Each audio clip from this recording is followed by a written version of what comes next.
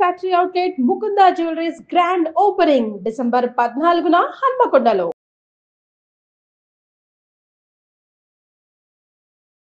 నమస్తే, నేను మీ జాహ్నవి. మనతో ఉన్నారు మన వనజ రామశెట్టి అక్క. మాట్లాడేద్దాం. నమస్తే వంజక్క. వంజక్క, జనరల్ గా ఈ మధ్య కాలంలో క్యాన్సర్ అనేది కామన్ అయిపోయింది. అయితే మీరు క్యాన్సర్ ని ఎదుర్కొని బయటపడ్డారు. సో నిజంగా అది 100% ఆల్వేస్ అప్రిసియేట్ చేయాలి. మిమ్మల్ని చాలా మంది ఇన్స్పిరేషన్ గా కూడా తీసుకున్నారు, ఇంకా తీసుకుంటున్నారు. అయితే ఈ క్యాన్సర్ కణాలు అనేవి నిజంగా ఎప్పుడు ఏ విధంగా బయటపడతాయి అనేది ఎవరు ఊహించలేం. మరి ఈ క్యాన్సర్ ని నిరోధించడానికి, దాని నుంచి బయటపడడానికి, ఒకవేళ రాకపోతే అదృష్టం అని ఇంకెప్పుడు రాకుండా ఉండడానికి, సో ప్రతిరోజు ఒక రొటీన్ అంటూ, ఒక రొటీన్ మ్యాజిక్ డ్రింక్ అనండి, మ్యాజిక్ ఫుడ్ అనండి, ఏదైనా కానీ ఏదైనా ఉంటుందా? ప్రతిరోజు ఇది తీసుకుంటే వస్తే తగ్గిపోతుందని, లేదంటే అసలు రాకుండా ఉండే అవకాశాలు ఉంటాయని కానీ ఏమైనా ఉంటుందా? అంటే క్యాన్సర్ కి no guarantee. First thing, okay, మనం క్లియర్ గా మాట్లాడుకుందాం. ఎందుకంటే ఇక్కడ మనం ఎవరినో మభ్యపెట్టి మాట్లాడేది ఏమీ లేదు. క్యాన్సర్ ఎప్పుడు ఎవరికి వస్తుంది, ఎందుకు వస్తుంది, ఎలా వస్తుంది, వస్తే తగ్గుతుందా, ఇవన్నీ ఎవ్వరు 100% గ్యారంటీ ఇవ్వలేరు. మన చేతిలో ఉన్నది ఏంటంటే మనకి తెలిసినంత వరకు మనము మన బాడీకి న్యాయం చేయాలి. ఓకే, అంటే అబ్యూస్ చేయకుండా మనం ఏం తింటున్నాము, మనం ఎలా ఉంటున్నాము, మన ఆలోచన విధానము, మన లైఫ్ స్టైల్, మనం తినే ప్రతి ఆహారము, మన నోట్లోకి వెళ్ళే ప్రతి ముద్ద ఆరోగ్యకరంగా ఉందా లేదా అన్నది చూసుకొని మన లైఫ్ స్టైల్ని ఎంత బాగా, అంటే మనకు ఒక దినచర్య అంటూ ఉంటుంది అనమాట. అంటే హెల్దీ లైఫ్ స్టైల్, ఆ హెల్దీ లైఫ్ స్టైల్ మనం చేస్తున్నామా చేయట్లేదా అని మనం ఆలోచించుకోవాలి. ఓకే, ఎందుకు ఇలా చెప్తున్నాను అంటే ఇప్పుడు వరకు నా దగ్గరికి ఐ థింక్ చాలా వందల మంది తోటి మాట్లాడి ఉంటాను.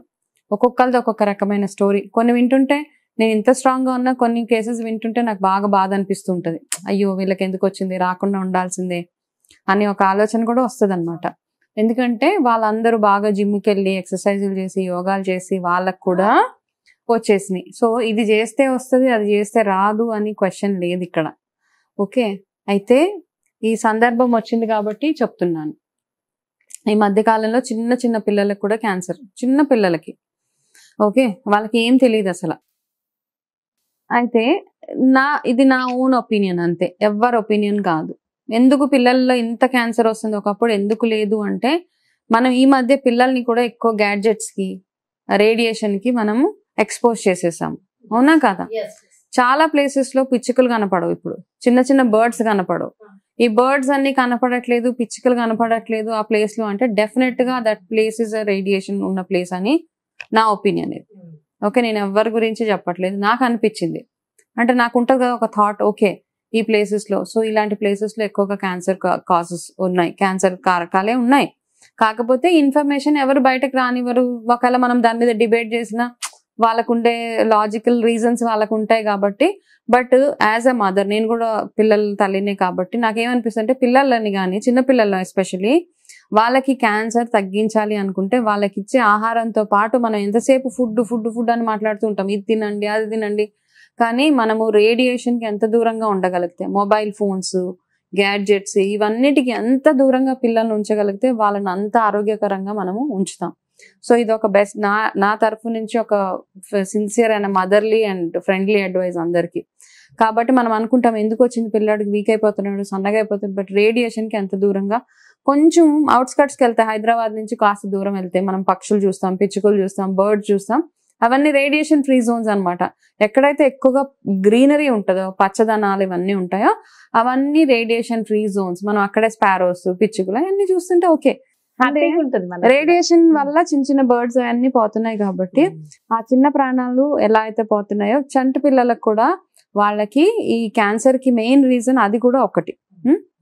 సో ఇవన్నీ పక్కన పెట్టేస్తే మనం ఎలాగుంటున్నాము, ఎవరికి గ్యారంటీ అయితే లేదు, నాకు రాదు నీకు రాదు ఏం లేదు, ఎవరికైనా వస్తుంది అని భయపడుకుంటూ నాకు కూడా వస్తుంది అని ఆలోచన కాదు. రాకుండా ఉండాలి అంటే ఏం చేయాలా, ఇమ్యూనిటీ ఎప్పుడైతే, క్యాన్సర్ సెల్స్ ప్రతి ఒక్కళ్ళ ఒంట్లో ఉంటాయి అన్నమాట.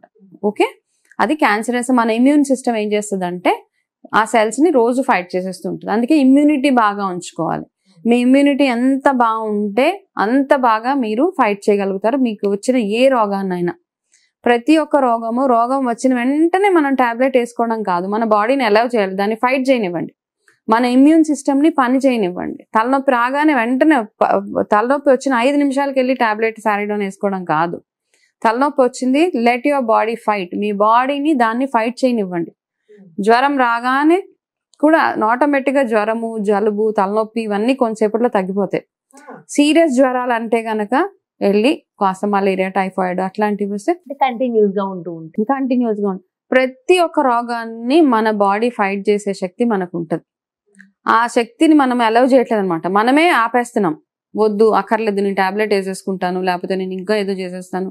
సో అలౌ చేయండి. మీ ఇమ్యూన్ బాగుండడానికి ఏమేం తినాలి, ఇమ్యూన్ సిస్టమ్ స్ట్రాంగ్ గా ఉండడానికి ఏం తినాలి అని కోవిడ్ వచ్చినప్పుడు మనం తిప్పతీగ ఎక్కువగా తినేవాళ్ళం కదా. గిలోయ్ ఆ జ్యూస్ ఒకటి మీరు రెగ్యులర్ గా మీరు యూజ్ చేసుకో, వీట్ గ్రాస్ జ్యూస్ ఒకటి. ఇప్పుడు క్యాన్సర్ రిలేటెడ్ మాట్లాడుకుంటున్నాం కాబట్టి మనం క్యాన్సర్ అంటే మనం క్యాన్సర్ రాకుండా కాదు, మన ఇమ్యూన్ సిస్టమ్ స్ట్రాంగ్ గా ఉంచుకోవడానికి ఏం తింటే మనకి ఇంటాక్ట్ గా ఉంటది పిల్లల దగ్గర నుంచి పెద్దవాళ్ళ వరకు అన్నది మనం మాట్లాడుకుందాం ఇక్కడ. సో నేను చెప్పినట్టు తిప్పతీగ ఒకటి, వీట్ గ్రాస్, రెగ్యులర్ గా వీట్ గ్రాస్. ఇప్పుడు క్యాన్సర్ పేషెంట్స్ ఎవరు వచ్చిన క్లయింట్స్ వాళ్ళకి నేను వీట్ గ్రాస్ తాగమని చెప్తాను.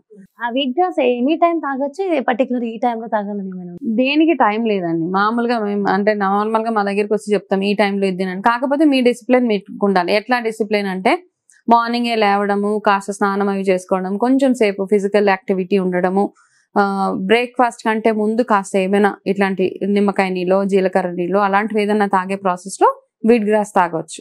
తర్వాత బై 8 o'clock బ్రేక్ఫాస్ట్ చేయడము, మధ్యలో 11 o'clock అలా కాస్త సీడ్స్ అట్లాంటి, లేకపోతే ఏదైనా ఒక గ్రీన్ టీ, లేకపోతే ఏదైనా ఒక హెల్దీ ప్రోటీన్ రిచ్ డ్రింక్ తాగడము. 1 o'clock కల్లా లంచ్ చేసుకోవడము, లంచ్ కి ఒక అరగంట ముందు ఏదైనా ఒక రా వెజిటేబుల్ అలాంటిది ఏదైనా తినడము, మళ్ళీ అరౌండ్ 4 o'clock కాస్త వాటర్ లాంటిదో, అట్లా ఒక మంచి రొటీన్ మీ అంతటా మీరే. ఈ మధ్యలో మీరు చేసే చిన్న చిన్న ఎక్సర్సైజెస్, చిన్న చిన్న వాకింగ్, ఇవన్నీ హెల్ప్ చేస్తాయి అన్నమాట. అండ్ మోస్ట్ ఇంపార్టెంట్ గా రేడియేషన్ ఫ్రీగా ఉండడం ఒకటి చూసుకోవాలి మనం. ఓకే, అంటే నైట్ పడుకునే ముందు మనకి ఇప్పుడు నా దగ్గర మూడు మొబైల్ ఫోన్స్ ఉన్నాయి. నాకు ఫర్ ఎగ్జాంపుల్ 3 మొబైల్ ఫోన్స్ నా తల కింద పెట్టుకుంటే ఏమవుతుంది, కొన్ని రోజులకి మళ్ళీ ఏదో ఒక రోగం వస్తుంది. అలానే పెట్టుకుని పడుకుంటుంది. సో అదే చెప్తున్నాను కదా, మనతో పాటు పిల్లలు పక్కనే పక్కన. సో ఒక్కొక్కరికి ఒక ఫోన్ కాదు, ఈ మధ్య 4-5 ఫోన్లు అన్ని పిల్లో కింద పెట్టుకోవడం. సో ఒక్క అడ్వైజ్ ఏంటంటే అట్లీస్ట్ 1% మార్పు వచ్చినా సరిపోతుంది. ఫోన్స్ నైట్ పడుకునేటప్పుడు కాస్త దూరంగా పెట్టి పడుకోండి. అట్లీస్ట్ పిల్లల దగ్గర అయితే పెట్టకండి. ఓకే, మీరు కూడా అవన్నీ అంటే చిన్నగానే ఉంటది, కాకపోతే ప్రాబ్లం ఆ చిన్న దగ్గర నుంచే మొదలవుతుంది అనమాట కదా. సో ఫోన్స్ కాస్త దూరంగా పెట్టడం, ఎక్కువ రేడియేషన్ అయ్యి కొంతమంది మాట్లాడితే ఒకసారి వెళ్ళిపోయి ఎక్స్రేలు అవి చేపించేసుకుంటూ ఉంటారు, బ్లడ్ టెస్ట్లు, ఇవన్నీ కూడా కాస్త అవాయిడ్ చేసుకుంటూ రండి. మీ బాడీని కాస్త అంటే ఇమ్యూన్ స్ట్రాంగ్ అయ్యేలాగా చూసుకోండి ప్రతిదీ అనమాట. ఏం తింటున్నాము అన్నది ఇవన్నీ చాలా చాలా ఇంపార్టెంట్. అండ్ మనం తినే ఫుడ్ లో కూడా అనుకుంటాం ఆర్గానిక్ అంటూ ఉంటాం.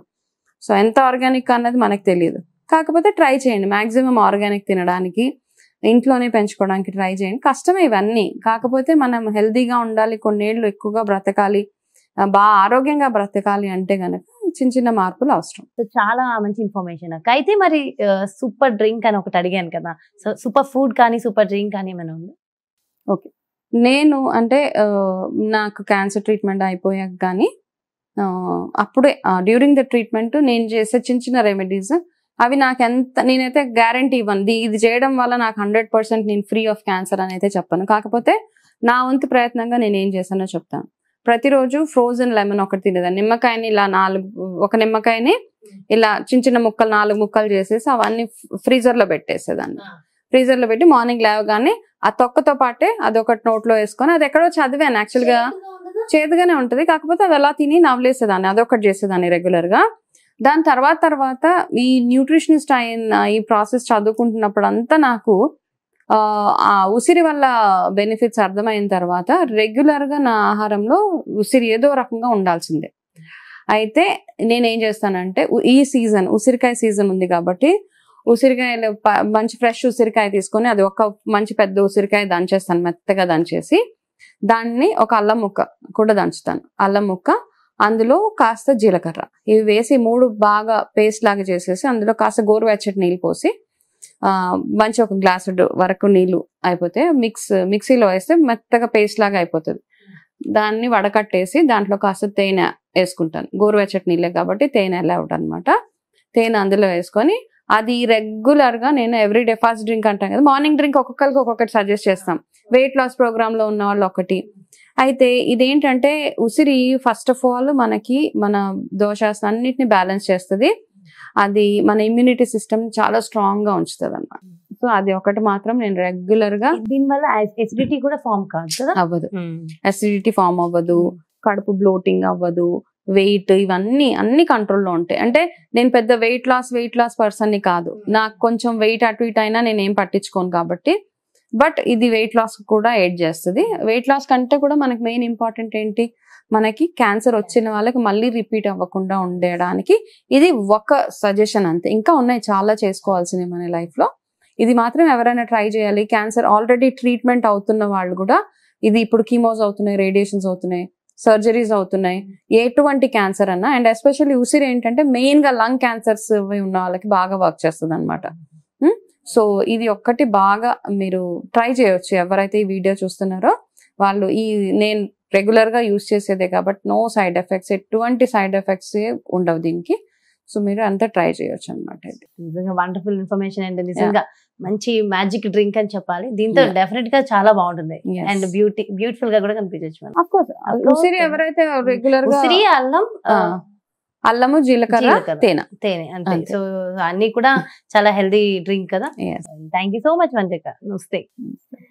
చూసారు కదండి, మరి ఎవరైతే క్యాన్సర్ వచ్చింది అని బాధపడుతున్నారో, లేదంటే వస్తుంది అనేది ఎవరికైనా అనిపిస్తున్నా సరే, లేదు ఇలాంటివి రాకుండా ఎలాంటి జాగ్రత్తలు తీసుకోవాలన్నా అండ్ పూర్తి ఆరోగ్యంగా మనం ఉండాలి అంటే ఇది మ్యాజిక్ డ్రింక్ అని చెప్పాలి. సో ఇలాంటి ఒక మ్యాజిక్ డ్రింక్ అండ్ మంచి ఇన్ఫర్మేషన్ మంచిగా అందించారు కదా. సో డెఫినెట్ గా ఇలాంటివన్నీ కూడా మిస్ అవ్వద్దు. మరి అదేవిధంగా పర్సనల్ గా మీకు ఎవరికైనా సరే పర్సనల్ గా న్యూట్రిషన్ డైట్ కావాలన్నా, మీకున్నటువంటి ఎలాంటి హెల్త్ ఇష్యూస్ కైనా దానికి తగిన రెమెడీస్ పర్సనల్ గా మీకు కావాలనుకుందాం.